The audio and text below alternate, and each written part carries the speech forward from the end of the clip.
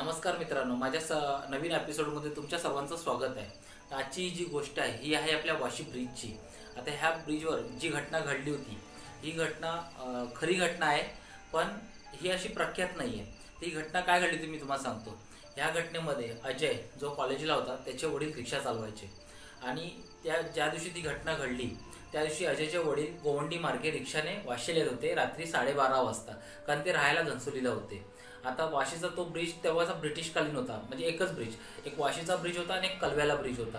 हे दोनच ब्रिज होते जे फक्त नवी मुंबई टू मुंबईला कनेक्ट करायचे आणि तेव्हा एवढी लोकवस्ती वगैरे नव्हती, कमी गाड्या चालायच्या, म्हणजे एस टी सुद्धा 2-2, 3-3 तासाने एस टी यायची, त्यामुळे तिथे रहदारी वगैरे नव्हती आणि रात्रीचे 12:30 वाजता तर सगळं सामसुमाट होतं। फक्त एकच आहे, वाशीचा जो ब्रिज आहे, ब्रिज आणि गोवंडी ह्यामध्ये एक चेक नाका होता जिथे ट्रकांची चेकिंग केली जायची, त्यामुळे तिथं थोडी रहदारी होती, म्हणजे थोडी तिथं हुशारी होती। पण वाशी ब्रिज त्याच्यानंतर वाशी पूर्ण सामसुमाट, तिथं तुम्हाला एक पब्लिक नाही दिसणार, म्हणजे पब्लिक नव्हतीच, लोकवस्ती कमी होती भरपूर। त्याच्यामुळे ते जे लांबचं भाडं घेऊन गेले होते त्यांना येताना एमटी यावं लागत होतं, कारण त्यांना कुठे रहदारी नसल्यामुळे या भाडं नसल्यामुळे ते एमटी आपल्या घराकडे येत होते। त्या टायमाला त्यांना गोवंडीच्या त्या रस्त्याला तिथे एका माणसाने त्यांना हात दाखवला की त्यांना वाशी ब्रिज टोल नाक्याला जायचं होतं म्हणून। तर आता एमटीच चालले होते, बोलले 2 पैसे आपल्याला सुटतील, म्हणून अजयच्या वडिलांनी त्यांना रिक्षामध्ये बसायला दिलं। आता ते जेव्हा तिथून निघाले आणि जवळजवळ वाशी चेक नाका, म्हणजे ब्रिज चालू व्हायच्या अलीकडेच वाशी चेक नाका, जिथे एका लेडीजने त्यांना हात दाखवला रिक्षाला।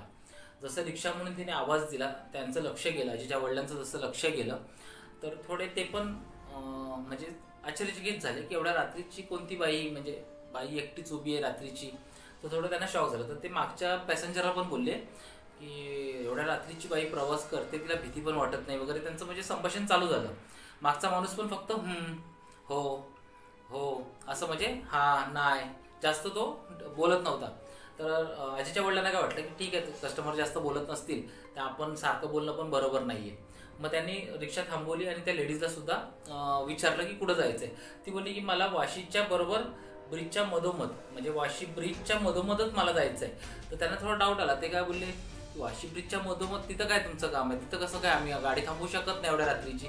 तर नाही, माझी गाडी तिथं बंद पडली आहे, तर मी तिकडे चालले, माझा मेकॅनिक त्या साईडने वाशीवरून आलेला आहे, तर मला तिथं फक्त ड्रॉप करा तुम्ही, मग मी माझी गाडी घेऊन नवी मुंबई साईडला निघून जाणार आहे म्हणून। आता ती असं बोलल्यानंतर कोणालाही डाऊट येणार नाही, त्यांनी तिला बसवलं गाडीमध्ये। आता त्यांचे पण 2 पैसे वाढले, त्यांना पण वाटलं की चला एमटी चाललोय तर 2 पॅसेंजर झाले माझे। हे ब्रिज चढायला सुरुवात केली, ब्रिज चालू झाला। आता वाशीचा ब्रिज हा मोठा आहे, म्हणजे लेंथ वाईज जर तुम्ही बघितलात तर ऐरोलीचा ब्रिज झाला, ठाण्याचा ब्रिज झाला, ह्याच्यामध्ये तो लेंथ वाईज मोठा आहे। जुना ब्रिज सुद्धा जो आता पाडला गेलाय। तर जसे ब्रिजच्या अर्ध्या रस्त्याला आले तिथे तिने त्यांना गाडी थांबवायला सांगितली। आता रस्त्याच्या मध्ये ह्यांचं बोलणं मिळणं काहीच नाही, शांतपणे, पण त्यांना सुद्धा असं, म्हणजे अजयच्या वडिलांना पण असं काही फील नाही की मागे काही, म्हणजे शांतता आहेत, सगळे शांतपणे चाललेत। जसं मधल्या ब्रिजवर पोहोचले तिने आवाज दिला की गाडी थांबवा म्हणून, तर त्यांनी गाडी थांबवली। पण तिथे एवढा काळोख होता, फक्त जे रस्त्याच्या दुरफता जे पोल लावलेले असतात त्याचीच एक लाईट होती, ती पण एवढी क्लिअर नव्हती, अंधाधुंद अशी लाईट असते ना, नॉर्मल लाईट, तेवढीच लाईट होती। तर अजयच्या वडिलांनी गाडी थांबवली, पण त्यांना दुसरी गाडी कुठली दिसली नाही, कारण तिने जे सांगितलं होतं की माझी गाडी तिथं खराब झाली आहे आणि तिकडून मेकॅनिक आलाय, फक्त मला आता गाडी स्टार्ट करून निघून जायचंय म्हणून। तर अजयच्या वडिलांनी एक म्हणजे विचारलं, कारण लेडीज आहे, तर आपण मध्यरात्री तिला इथं सोडणं चुकीचं आहे, मग तिला विचारलं, अहो मॅडम तुमची गाडी कुठं आहे? तेवढ्यात ती एक शब्दही न बोलता ती गाडीतनं खाली उतरली आणि ती तिच्या रस्त्याने सुरुवात चालायला लागली। तर अजयच्या वडील बोलले, असे काय, म्हणजे बाई अशी काय करते, हिने पैसे पण दिले नाहीत आणि अजयच्या वडील मागच्या पॅसेंजरशी बोलतायत। मग त्यांनी थोडी रिक्षा पुढे घेतली, बोलते, ओ बाई तुम्ही माझे पैसे पण दिले नाहीत, तुमची इथं कोणती गाडी पण नाही आहे आणि तुम्ही एवढ्या रात्रीचं एकटं इथं फिरू नका, जागा खराब आहे किंवा गुंड वगैरे आहेत, शेवटी लेडीज जात आहे। तर तिने फक्त वळून बघितलं अजयच्या वडिलांकडे आणि हसली, जोरजोरात हसायला लागली। अजयचे वडील थोडे घाबरले। आता हसायला लागल्यामुळे अजयच्या वडिलांनी तिला काय बोलले की बाई तुम्ही हसू नका, माझे पैसे द्या, मला जायचंय, मला साहेबांना इथं सोडायचंय, मला पण पुढे घरी जायचंय म्हणून। थोडा धीटपणा दाखवला त्याने, पण ते पण आतून घाबरले होते। तर ती बोलते, तू माझ्याकडे पैसे मागतोय, तू माझे पाय बघितलेस का?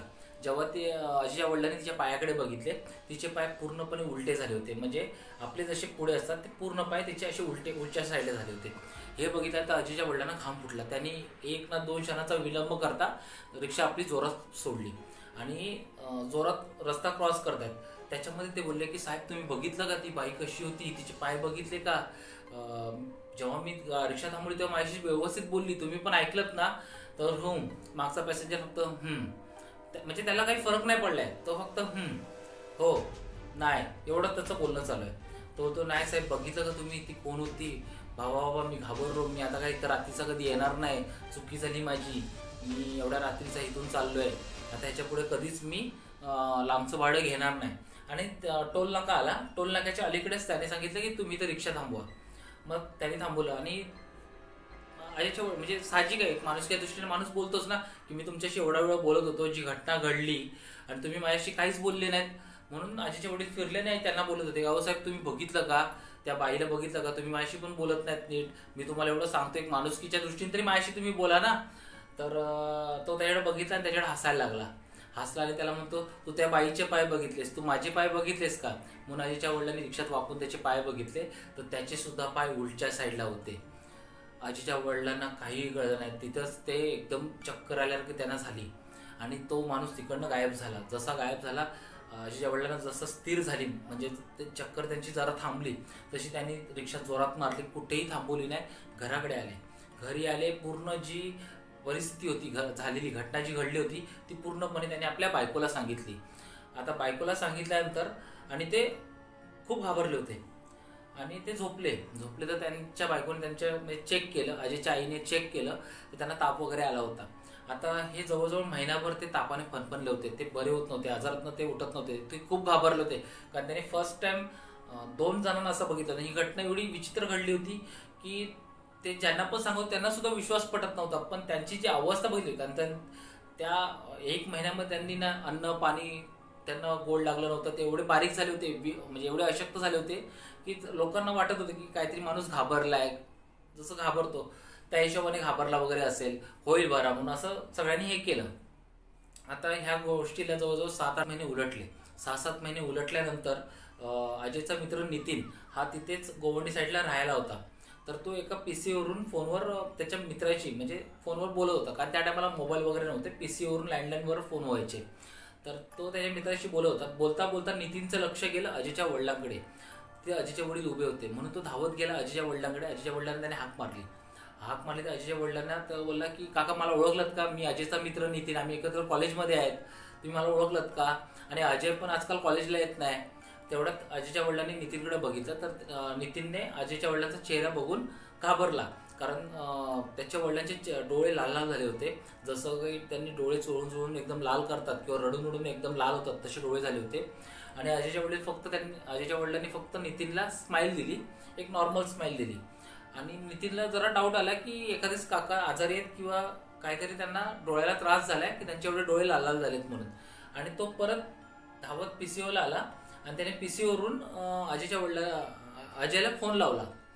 तर अजयला फोन लावल्यानंतर अजयने फोन उचलला, पण कुठेतरी कनेक्शन प्रॉपर होत नव्हतं, रेंज प्रॉपर नव्हती, त्यामुळे आवाज जरा अडकत अजयला येत होता.